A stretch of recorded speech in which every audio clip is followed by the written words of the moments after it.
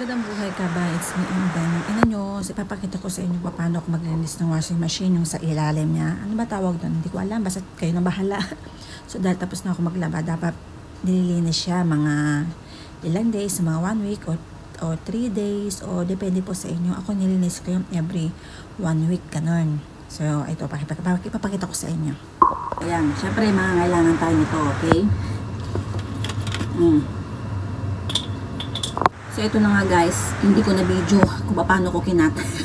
Kung paano ko ginunting. Basta ganito lang shape niya, oh. Kikita niyo yan. Pag ganyan lang siya, oh. Pag ganyan lang. Gupitin niyo dito. Tapos hanggang pag ganito, pag ganyan. Okay? Yung magkaroon lang ng butas, oh, nakikita niyo, ganun siya. Okay? So, umpisa natin na linisin ang ating washing machine sa ilalim niya. Ito po ha. Akala ko kasi na-play ko. Hindi pala na-play. Kaloka talaga. Ganyan lang ba, kabayan? Oh, yan. Sige. Na tayo doon. Nililinis natin yung kabayan ha. Ito ha. Dapat nililinis natin yan. So, papakita ko sa inyo. Tawag pala dito kabayan is drain pump filter pala. Actually, yung ginawa kong water bottle na yun, mas malaki pa yung may ginawa ako. Kaso nga lang tinapong ko na kasi ano na, dahil lumang-luma na. Mas magandang gamitin nyo dyan sa water bottle yung medyo mas malaki kabayan. Kasi hindi nyo alam, baka maraming waters o maraming waters na lalabas doon sa ano natin, sa drain pump filter natin, kabayan. Ito na nga, sinisimulan ko na dahil ilang beses ko ata nilinis itong linggo na to, mga 3 beses ata, kaya pansin nyo, konti lang lumabas na waters. Ayan, 'di ba? Katapos siya, napakasimple lang kung paano linisin yung sa loob niya. I-brush nyo lang kung sobrang dumi ang kabayan. Lagyan nyo ng detergent. Ano kaya yung panghugas ng plato, kabayan? Okay na yon.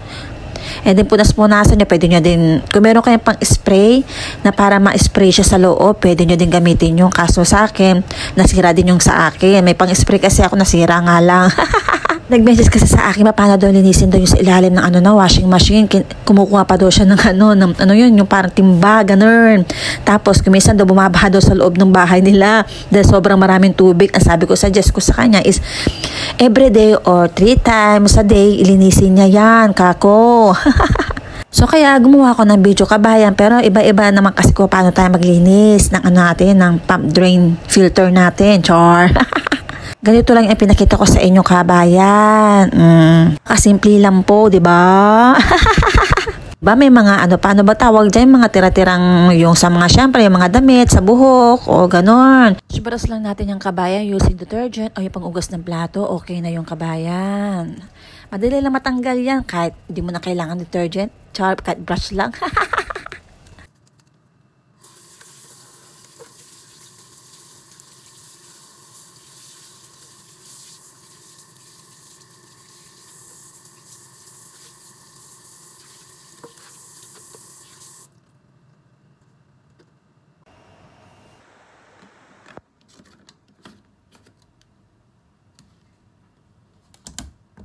Naman po, maraming salamat po. God bless sa atin lahat. Mga chup-chup. Bye-bye!